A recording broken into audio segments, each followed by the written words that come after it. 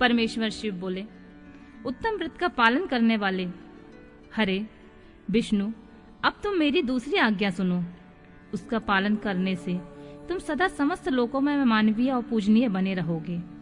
ब्रह्मा जी के द्वारा रचे इस लोक में कोई दुख या संकट उत्पन्न हो, तब तुम उन संपूर्ण दुखों का नाश करने वाले के लिए सदा तत्पर रहना।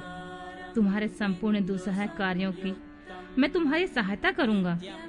तुम्हारे जो दुजे और अनंत उत्कट शत्रु उत्पन्न होंगे, मैं उन सबको मार गिराऊंगा। हरि, तुम नाना प्रकार के अवतार धारण करके लोक में अपनी उत्तम कीर्ति का विस्तार करो। सबके उद्धार के लिए तत्पर रहो। तुम रुद्र का ध्येय हो और रुद्र तुम्हारे ध्येय है। तुम में और रुद्र में कुछ भी अंतर नहीं है। जो मनुष्य रुद्र का भक्त होकर तुम्हारी निंदा करेगा, उसका सारा पुण्य तत्काल भस्म हो जाएगा। पुरुषोत्तम विष्णु, तुमसे द्वेष करने के कारण मेरी आज्ञा से उनको नरक में गिरना पड़ेगा। यह बात सत्य है, सत्य है, इसमें कोई संशय नहीं है। तुम इस लोक में मनुष्य के लिए विशेषतः भोग और मोक्ष प्रदान करने वाले और भक्तों के ध्येय तथा पूज्य होकर प्राणियों का विग्रह तथा अनुग्रह करो। ऐसा कहकर भगवान शिव ने मेरा हाथ पकड़ लिया और श्री विष्णु को सौंपकर उनसे कहा, तुम संकट के समय सदा इनकी सहायता करते रहना। सबके अध्यक्ष होकर सबको भोग और मोक्ष प्रदान करना तथा सर्वदा समस्त कामनाओं का साधक एवं सर्वश्रेष्ठ बने रहना। जो तुम्हारी शरण में आ गया वह निश्चित ही मेरी शरण में आ गया। जो मुझ में और तुम में अंतर समझता है वह अवश्य नरक में ही गिरता है।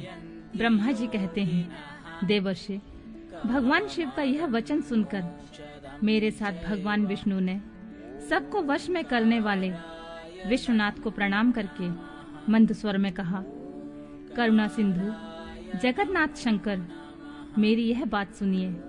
मैं आपकी आज्ञा के अधीन रहकर यह सब कुछ करूंगा। स्वामिन, जो मेरा भक्त होकर आपकी निंदा करे, आप उसे निश्चित ही नरकवास प्रदान करें। नाथ, जो आपका भक्त है वह मुझे अत्यंत प्रिय है। जो ऐसा जानता है उसके लिए मोक्ष दुर्लभ नहीं है। श्री हरि का यह कथन सुनकर दुखारी हर ने उनकी बात का अनुमोदन किया और नाना प्रकार के धर्मों का उपदेश देकर हम दोनों के हित की इच्छा से हमें अनेक प्रकार के वर दिए। इसके बाद भक्त वत्सल भगवान शंभु कृपा पूर्वक हमारे ओर देखकर हम दोनों के देखते देखते सहसा वहां से अंतर्ध्यान हो गए। तभी से इस लोक में लिंग पूजा का विधान चालू हुआ। लिंग में प्रतिष्ठित भगवान शिव भोग और मोक्ष देने वाले हैं।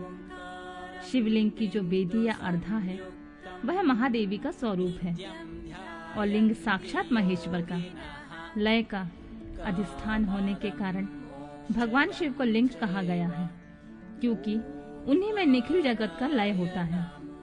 महामुनि, जो शिवलिंग के समीप कोई कार्य करता है उसके पुण्य फल का वर्णन करने की शक्ति मुझ में नहीं है।